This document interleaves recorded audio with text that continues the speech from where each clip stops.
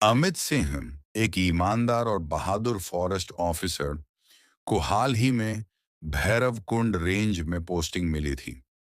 भैरवकुंड जंगल उत्तर भारत की एक पुरानी घाटी में फैला हुआ था, जहां सूरज की रोशनी भी पेड़ों की घनी छांव से जमीन तक पहुंचने से डरती थी। गांव के लोग कहते थे, साहब, शाम ढलने के बाद उस जंगल में मत जाना। वहां इंसान नहीं, कुछ और घूमता है। अमित मुस्कुराया। भूत प्रेत कुछ नहीं होते, बस डर के साए होते हैं। लेकिन उसे नहीं पता था कि यह साया वास्तविक था। पहले दिन अमित ने जंगल का मुआयना किया। उसके साथ उसका असिस्टेंट रमेश था, गांव का रहने वाला, जो जंगल के हर कोने से वाकिफ था। रमेश ने धीरे से कहा, सर, उधर भैरव कुंड है, वहां कोई नहीं जाता।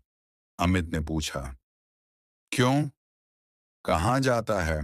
वहां रात को घंटियां बजती हैं और एक आदमी की परछाई दिखती है, पर आदमी नहीं होता। अमित ने हंसते हुए कहा, यह सब अंधविश्वास है। चलो, वहीं चलते हैं। रमेश का चेहरा उतर गया, पर अफसर के आदेश से इनकार नहीं कर सकता था। सूरज ढलने लगा था।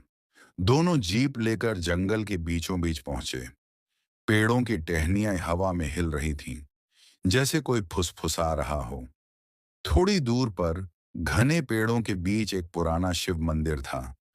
टूटी हुई घंटियां, बिखरे फूल और सामने सूखा हुआ कुंड। अमित ने कहा, यही है वो भैरव कुंड? रमेश ने सिर हिलाया। जी सर, कहते हैं यहां किसी जमाने में बलि दी जाती थी। तभी अचानक हवा का झोंका आया और मंदिर की घंटी अपने आप बज उठी। दोनों ठिठक गए। रमेश डर कर पीछे हट गया, लेकिन अमित आगे बढ़ गया। अमित ने मंदिर की दीवारों पर टॉर्च मारी। दीवारों पर पुराने खून जैसे निशान थे। अचानक उसे लगा कोई उसके पीछे खड़ा है। वो पलटा। कोई नहीं था, लेकिन टॉर्च की रोशनी में कुछ पल के लिए एक परछाई दिखी, लंबा, काला और बिना चेहरा। अमित ने टॉर्च गिरा दी। अगले दिन अमित ने गांव के बुजुर्ग दादू पंडित को बुलाया। उन्होंने कहा, भैरव कुंड में कोई साधारण आत्मा नहीं है। वो एक वन रक्षक की आत्मा है, जो सालों पहले ड्यूटी के दौरान मारा गया था। कहते हैं किसी ने वहां पेड़ कटवाए थे और उस अफसर ने रोका। लकड़हारे ने उसकी हत्या कर दी। तब से उसकी आत्मा उसी जंगल की रखवाली कर रही है। अमित को विश्वास नहीं हुआ, पर उसने जांच करने की ठान ली। तीसरी रात वो अकेला जीप लेकर निकला। वो वहीं पहुंचा जहां कल घंटियां बजी थीं। कुंड के पास किसी ने अभी अभी दीपक जलाया था। अमित ने इधर उधर देखा, कोई नहीं। अचानक पीछे से धीमी आवाज आई, यह जंगल मेरा है। अमित ने पलटकर देखा। वही काली परछाई अब साफ दिखाई दे रही थी। चेहरा झुलसा हुआ, आंखें जलती हुई और शरीर से धुआं निकल रहा था। अमित ने बंदूक उठाई। कौन है तू? मैं वही जो कभी तेरे जैसा था। फिर जमीन कांपी, पेड़ झूम उठे और कुंड का पानी लाल हो गया। अगले दिन रमेश ने अमित को बेहोश पाया। वो मंदिर के पास पड़ा था, कपड़े मिट्टी और खून से सने हुए। जब होश आया तो अमित ने कहा, रमेश, वहां कोई है जो हमें चेतावनी दे रहा है। अमित ने तहकीकात करवाई। पुराने रिकॉर्ड में पता चला, 25 साल पहले एक फॉरेस्ट ऑफिसर वीरेंद्र चौहान की हत्या भैरव कुंड के पास हुई थी। मामला बंद कर दिया गया था, क्योंकि शव कभी मिला ही नहीं। अमित और रमेश ने खुदाई करवाई। कुंड के नीचे से हड्डियां और एक पुराना फॉरेस्ट यूनिफॉर्म निकला।